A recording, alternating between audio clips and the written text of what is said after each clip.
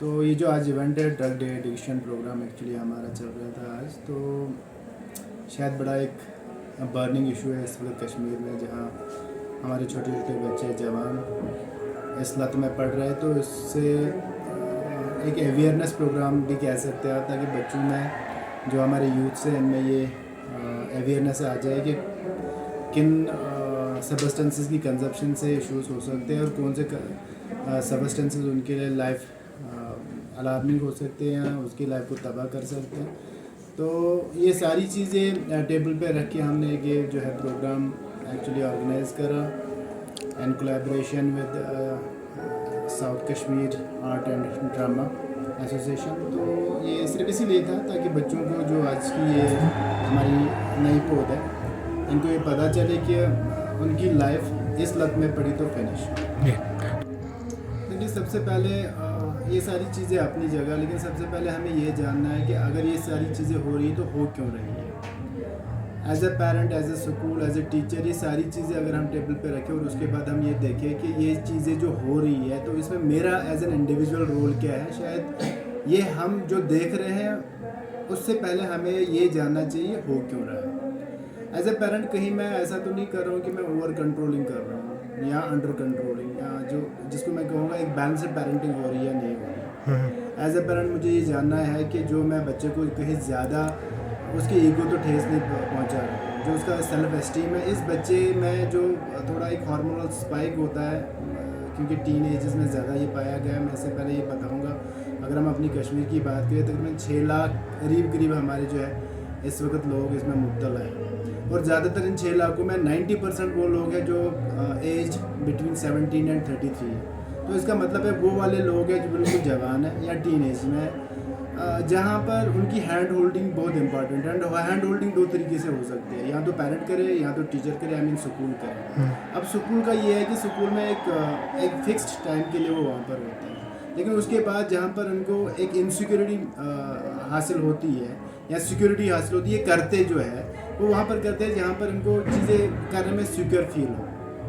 तो that means कहीं ना कहीं पर आप देखेंगे कि जो मैं ये नहीं कहता हूँ कि स्कूल का रोल नहीं है, स्कूल का एक बड़ा रोल है, लेकिन वहाँ पर एक फिक्स टाइम होता है उनका और एक टाइम टेबल के तहत वो जो है फ्लो करते हैं थ्रू आउट द डे। अब अगर उसके बाद जाए हम घर में, तो घर में उनको ऑब्वियसली एक पेरेंटिंग होती है जहाँ पर उनको एक बैलेंस पेरेंटिंग मिलनी चाहिए,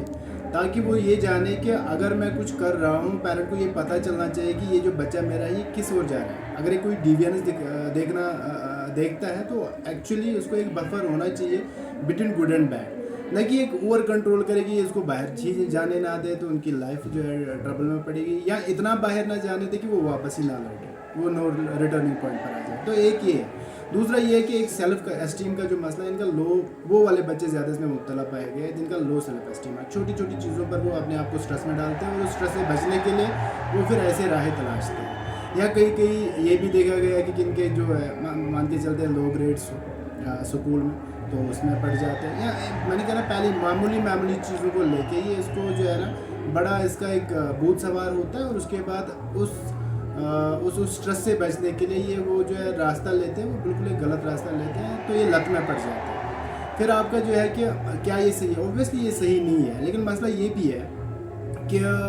एज ए पेरेंट अगर मैं अपनी रिस्पॉन्सिबिलिटी जो है निभाता हूँ, लेकिन दूसरी बात क्या है, जो हमारा एडमिनिस्ट्रेटिव हैंडल है वो अपनी रिस्पॉन्सिबिलिटीज़ भी तो सही से निभाए। बात अगर हम ये करेंगे कि अगर ये अवेलेबिलिटी है ऐसे कंजप्शंस की या ऐसे ड्रग्स की जो कंज्यूम होती है, तो ऑब्वियसली वो मार्केट में अवेलेबल है तो तभी तो आ जाता है। अगर हमारा जो जो हमारा एक कलेक्टिव अप्रोच, जहाँ पर सिविल एडमिनिस्ट्रेशन, जहाँ पर हमारी administration handle and plus parents and all that, अगर ये एक पेज पर आ जाते हैं तो I don't think such things will happen ever. मैं अगर अनंतनाग और सेन नगर की बात करूं, मैं आपको ये बताऊंगा which is alarming for particularly our own district, that almost 3.5 crore का कंजप्शन होता है ड्रग्स का एक दिन में। आप ये समझ सकते हैं कि हमारा डिस्ट्रिक्ट, अगर हम श्रीनगर को लेके जाए, 2 डिस्ट्रिक्ट्स में जो कंजप्शन ड्रग्स का होता है वो तकरीबन 3.5 करोड़ का होता है।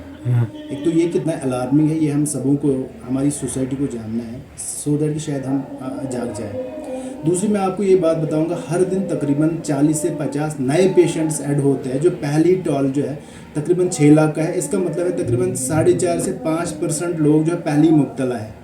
जो शायद कुछ 10 साल या 15 साल पहले सिर्फ 100 के तादाद में लोग थे, वो आज लाखों के तादाद में है। तो ये एक्सपोनेंशियली ग्रो कर रहा है। अगर हम आज अवेयर नहीं होंगे और आज हम छोटी छोटी चीज़ों को लेके स्ट्रेस करना बच्चों को